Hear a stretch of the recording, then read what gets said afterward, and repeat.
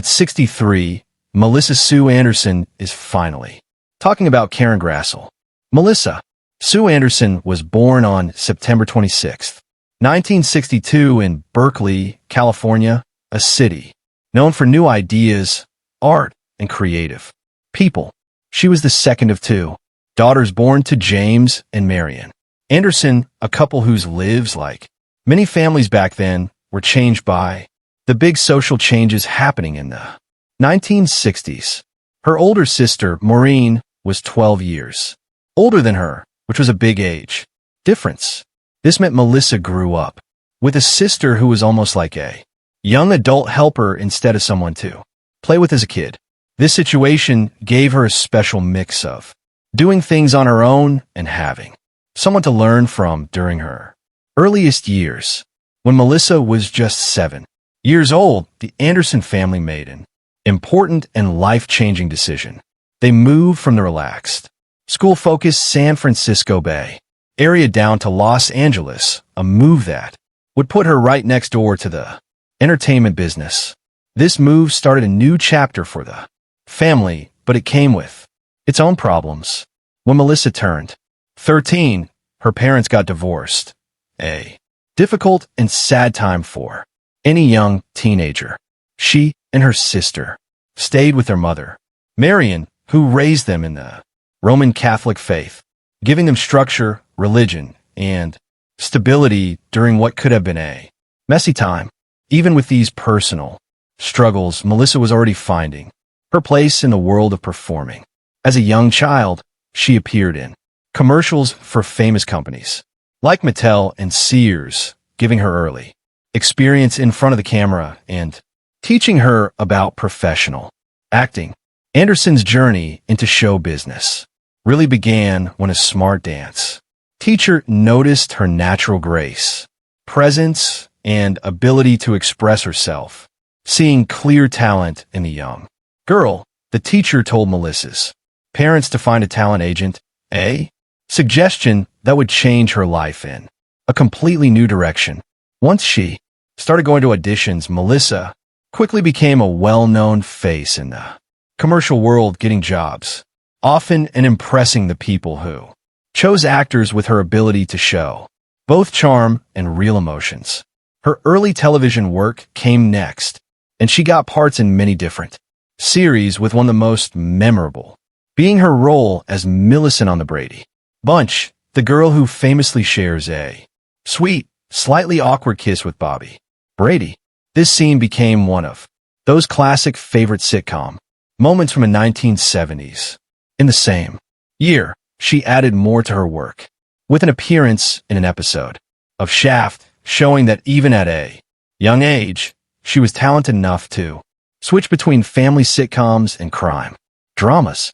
At just 11 years old, Anderson's career had a huge turning point. She got the role of Mary Ingalls in the now famous television series Little House on the Prairie. Getting this part was the start of what would become one of the most important roles of her life. Melissa starred in the beloved series for 8 seasons, starting in 1974, becoming a key part of the show's emotional heart through her portrayal of Mary, the kind and smart oldest Ingalls daughter, whose story lines included some of the most dramatic and difficult parts in the entire series. Though she officially left after the 7th season, her presence stayed strong, and she came back for 3 more episodes during the 8th season in late 1981, letting her character's story be more fully finished and giving fans a sense of connection and closure. In 1976, Melissa's working relationship with Little House creator and star Michael Landon grew stronger when he personally asked her to appear in his autobiographical film, The Loneliest Runner. It was a special invitation that Melissa later said was an honor, talking about her excitement at being picked for such a personal project. She took on the role of Nancy Rizzi, the first girlfriend of young John Curtis, Landon's fictional stand-in, played by Lance Kerwin. The experience must have meant a lot, because just a year later, in 1977, she once again co-starred with Kerwin in The television film James at 15, where she played the character's love interest, again showing her ability to play emotionally real, relatable young women in growing up stories. Her talent did not go unnoticed by critics or award groups. In 1978, Anderson earned a Primetime Emmy nomination for Best Leading Actress in a Drama Series, recognizing her powerful and emotionally rich work on Little House on the Prairie. The following year, she won the Emmy Award for her performance in the ABC After School special A Mother for Me, a role that let her explore dramatic material outside the frontier setting that made her famous. That same year, she once again took on a leading role, playing Dana Lee Gilbert, the main character, in Survival of Dana, a CBS television film about a North Dakota teenager dealing with new social challenges after moving to a school in Los Angeles' San Fernando Valley. The project let her play a modern character closer to her own age and life experience. By 1980, Anderson's fame went international. She received the T.P. de Oro Award in Spain for Best Foreign Actress for her role in Little House on the Prairie, proof of the show's wide-reaching popularity around the world. Her recognition in Spain followed a successful 1979 visit where she appeared as a guest on the highly watched television Española program 625 Líneas, introducing her to an even bigger fan base.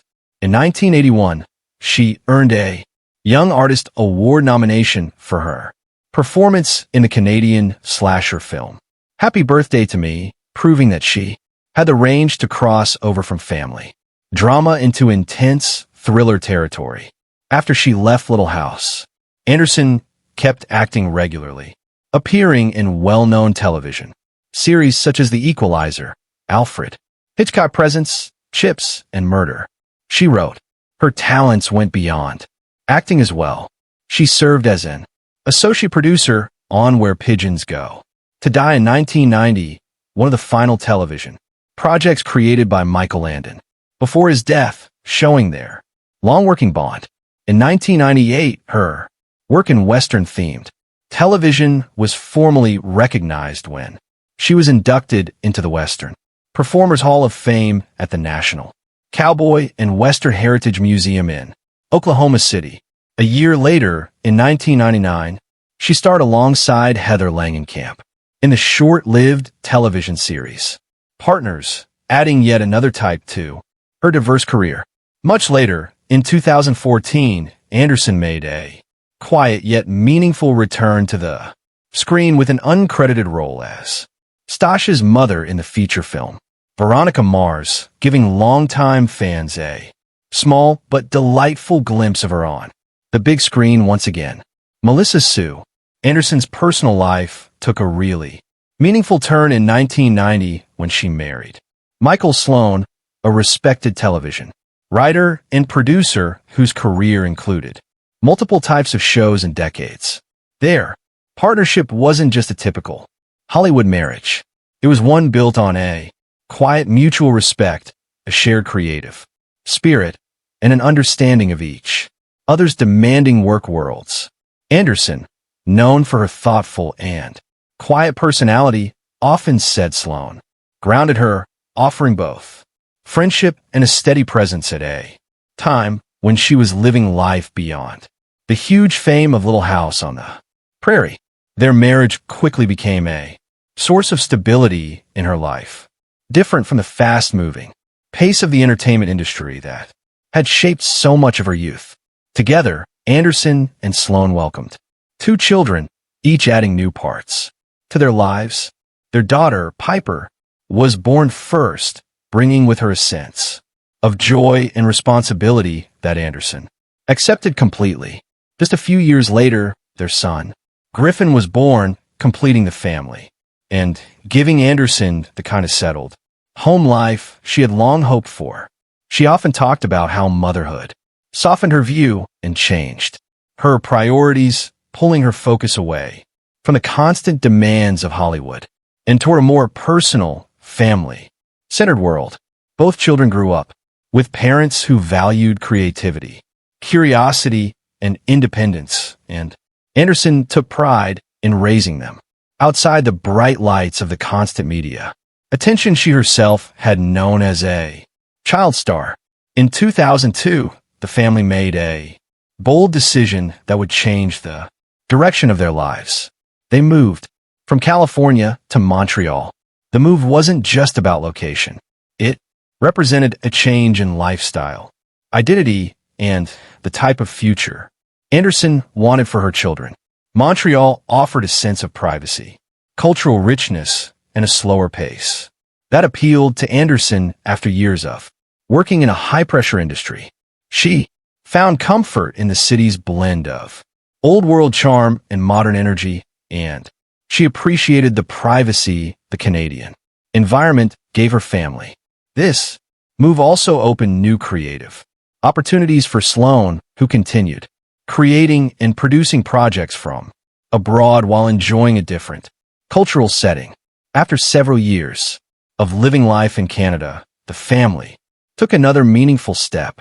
They became official Canadian citizens on Canada Day in 2007.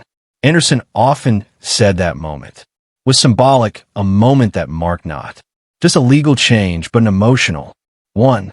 Becoming Canadian represented a kind of rebirth for her, a fresh chapter where she could be both mother and artist, public figure and private person, without the pressures that had so often followed her earlier years. The ceremony itself, held on the country's national holiday, showed the family's sense of belonging and thankfulness toward their adopted home. But life's chapters also include sadness, and Anderson's came in a heartbreaking form many years later. Michael Sloan, who by then had returned to New York City for work and creative work, passed away on August 13th, 2025. His death marked the end of a partnership that had lasted more than 3 decades, a partnership built on love, working together, and constant support. The loss was deep, touching not only Anderson and their children, but also countless co-workers and friends who had known Sloan as a brilliant storyteller and a warm, thoughtful presence. For Anderson, it closed a major chapter of her life, one filled with shared dreams, challenges, successes, and deep love. At 63 years old, Melissa Sue Anderson has reached a point in her life where looking back comes naturally, and with that reflection comes a willingness to open up about people and experiences she once preferred to keep private. After spending decades keeping a quiet, almost protected distance from a more dramatic behind-the-scenes stories of Little House on the Prairie, Anderson finally decided it was time to talk openly about Karen Grassle, the actress who played the beloved Caroline Ma Ingalls. Anderson explained that age brings a certain freedom paired with a kind of emotional clarity that she didn't always have in her younger years. I'm finally in a place where I can talk about all of it, she said, and not feel like I'm stepping on anyone's toes or bringing up old wounds. This sense of maturity, she added, led her to share truths with a gentleness and fairness that she feels the story deserves. Her comments about Grassle were surprisingly honest, yet said with a tone that felt thoughtful rather than stirring up drama. Anderson began by recognizing Grassle's huge influence on the set. When she was just a child actress, Karen had this calming motherly energy. She said, even when things on set felt crazy or tiring for the adults, she was one of the people who made the place feel safe for me.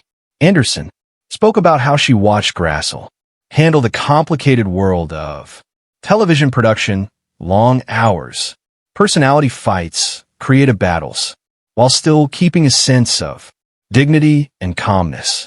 I learned a lot from her, she said, not just about acting, but about how a woman in this industry carries herself.